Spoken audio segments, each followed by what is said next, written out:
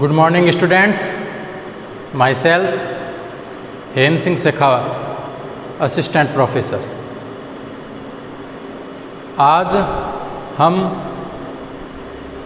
LLB first year के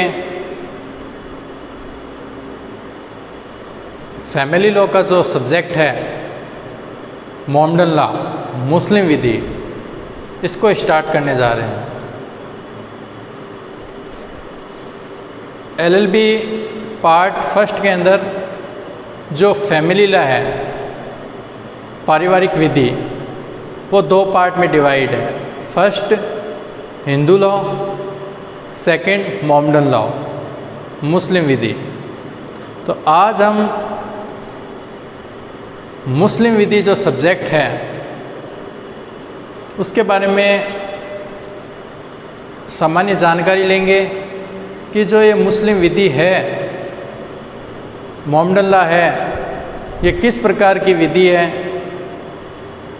किन पर लागू होती है और पैगंबर मोहम्मद साहब के आगमन से पूर्व, उनके जन्म से पूर्व अरब कंट्री के अंदर मुसलमानों की क्या स्थिति थी और मोहम्मद साहब ने मुसलमानों की स्थिति में सुधार करने के लिए अपने जीवन काल में क्या कार्य किए। मुस्लिम विधि, मोमडन लॉ, ये एक पर्सनल लॉ है, व्यक्तिगत विधि है। व्यक्तिगत विधि है यानी जो मुस्लिम विधि में जो प्रोविजंस दिए गए हैं वो किस पर लागू होंगे। मुस्लिम विधि के अंदर जो प्रोविजंस है, मुस्लिम विधि में जो बातें बताई गई है वो मुसलमान पर लागू होगी। मुस्लिम विधि किस पर लागू होगी? मुस्लिम विधि मुसलमान पर लागू होगी। मुस्लिम विधि के अंदर जो निकाह से रिलेटेड मेहर, तलाक, वसीयत, हिब्बा, वक्फ और भी बहुत सी जो बातें बताई गई है वो सारी की सारी बातें मुसलमानों पर अप्लाई होगी, मुसलमानों पर मुस्लिम विधि लागू होगी। तो सबसे पहला क्वेश्चन यही आता है कि मुस्लिम विधि किस प्रकार की विधि है। तो मुस्लिम विधि एक व्यक्तिगत विधि है, पर्सनल लॉ है जो केवल मुसलमानों पर लागू होती है। अब मुस्लिम विधि लागू होती है मुसलमान के ऊपर, तो अगले जो क्वेश्चन हमारे दिमाग में उठता है वो ये उठता है कि मुसलमान कौन है, हु इज़ मुस्लिम। तो मुस्लिम विधि के अंदर मुसलमान कौन है? मुसलमान वह व्यक्ति है जो इस कलमे में विश्वास करता है, ला इलाहा इल्लल्लाह मुहम्मदुर रसूल अल्लाह, ला इलाहा इल्लल्लाह मुहम्मदुर रसूल अल्लाह, यानी अल्लाह ईश्वर एक है और पैगंबर मोहम्मद अल्लाह ईश्वर के दूत हैं। जो इन दो बातों में विश्वास करता है, तौहीद और रसूल, यानी खुदा अल्लाह एक है और पैगंबर मोहम्मद उसके दूत है, वह व्यक्ति मुसलमान माना जाएगा।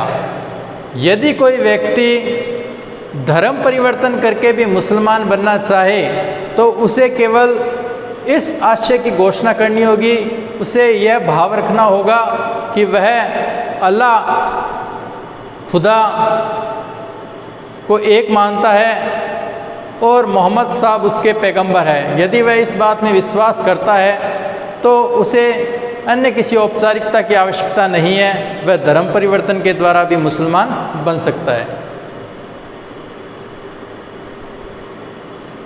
मुस्लिम विधि के अंदर, इस्लाम के अंदर एक मुसलमान के क्या धार्मिक कर्तव्य बताए गए हैं।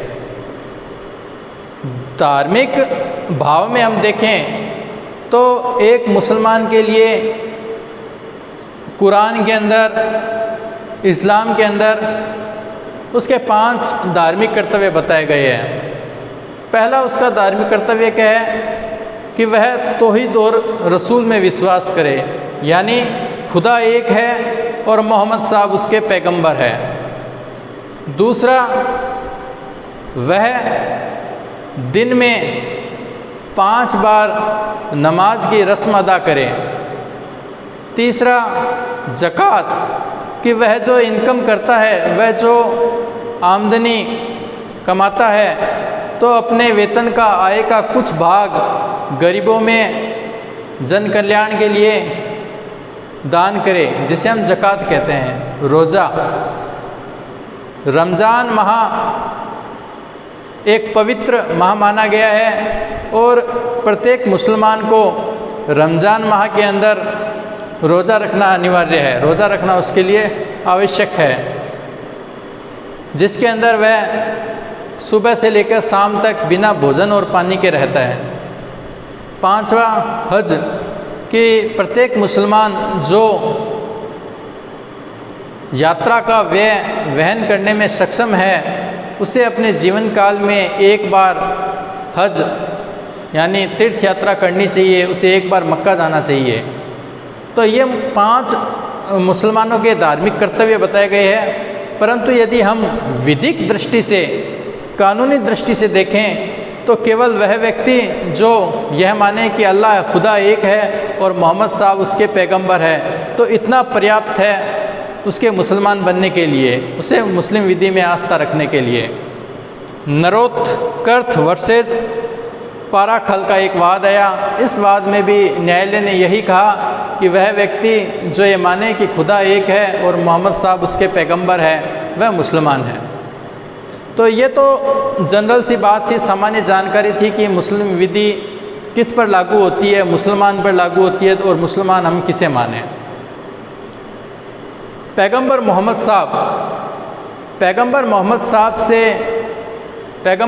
साहब के आगमन से पूर्व जो अरब कंट्री के अंदर मुस्लिम रहते थे, उनकी क्या सोशल इकोनॉमिक कंडीशन थी और उनके आगमन के बाद में उनकी स्थिति में क्या सुधार हुआ।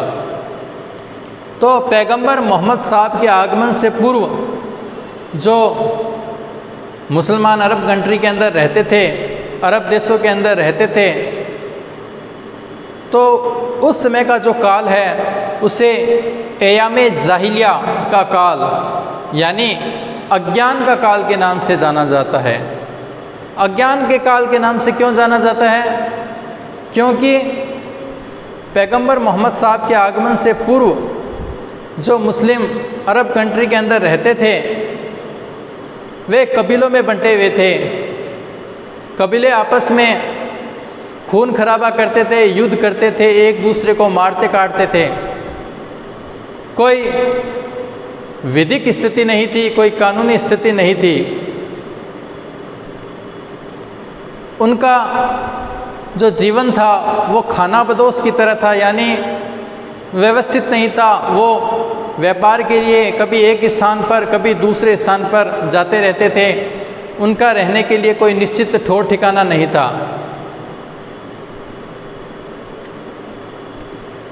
उस समय जो महिलाएं थी उनकी स्थिति तो बद से बदतर थी। उन्हें केवल एक वस्तु के रूप में उपयोग में लिया जाता था। औरतों को खरीदना और बेचना एक आम बात थी। उन्हें किसी प्रकार के कोई अधिकार प्राप्त नहीं थे। एक मुस्लिम पुरुष कितनी ही शादी कर सकता था और जब चाहे वह अपनी पत्नी को छोड़ सकता था।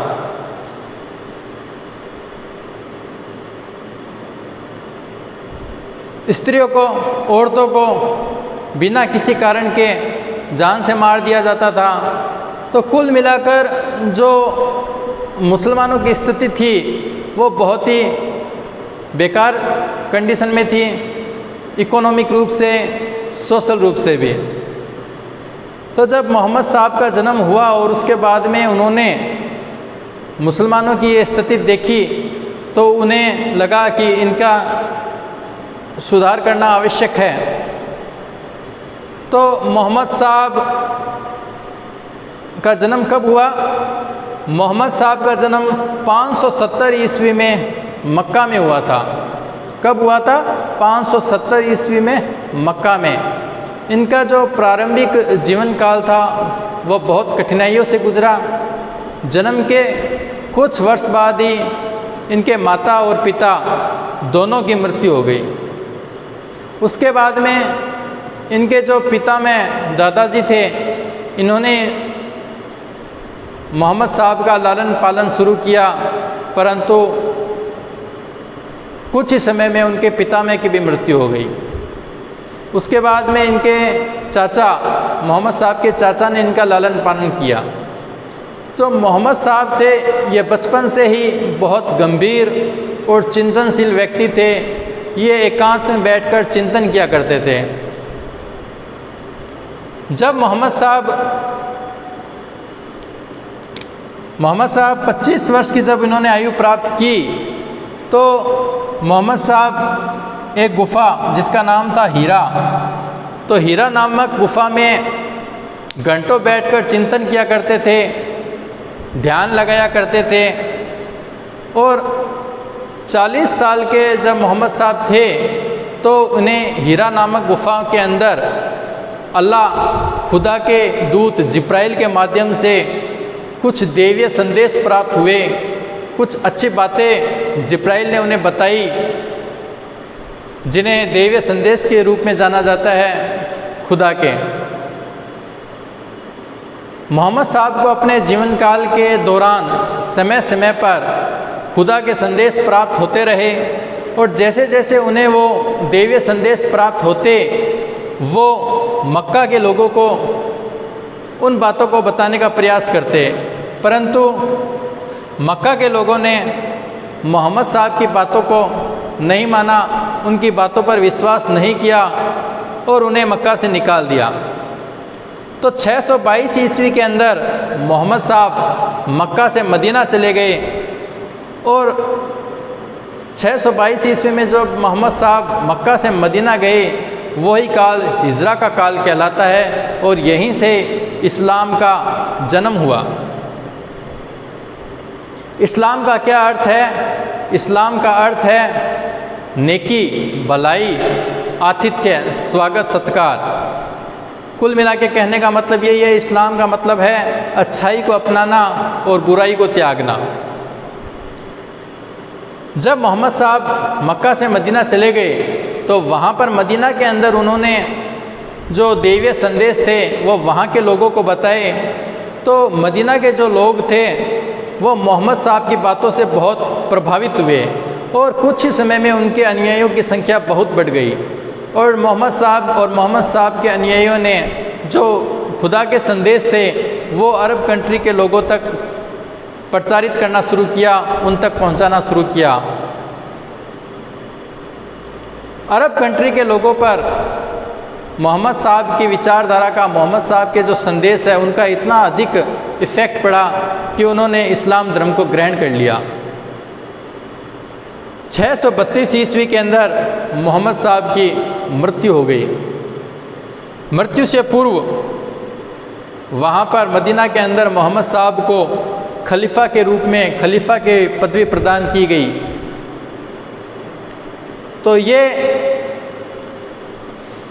आज हमने देखा कि जो मुस्लिम विधि है वो किस पर लागू होती है, और जो पैगंबर मोहम्मद साहब थे उनके आगमन से पूर्व, उनके जन्म से पूर्व मुसलमानों की क्या स्थिति थी, और मोहम्मद साहब ने जब उन्हें खुदा के संदेश प्राप्त हुए तो उन संदेशों को लोगों तक पहुंचाकर किस प्रकार से इस्लाम धर्म की नींव रखी। मोहम्मद साहब की 632 ईस्वी में मृत्यु हो गई। उसके बाद में एक बड़ा प्रश्न ये उठा कि मोहम्मद साहब का उत्तराधिकारी कौन होगा, खलीफा के पद पर कौन बैठेगा। इस खलीफा की जो बात थी, इसी को लेकर आगे जाकर मुस्लिम विधि दो संप्रदायों में बंट गई, शिया और सुन्नी।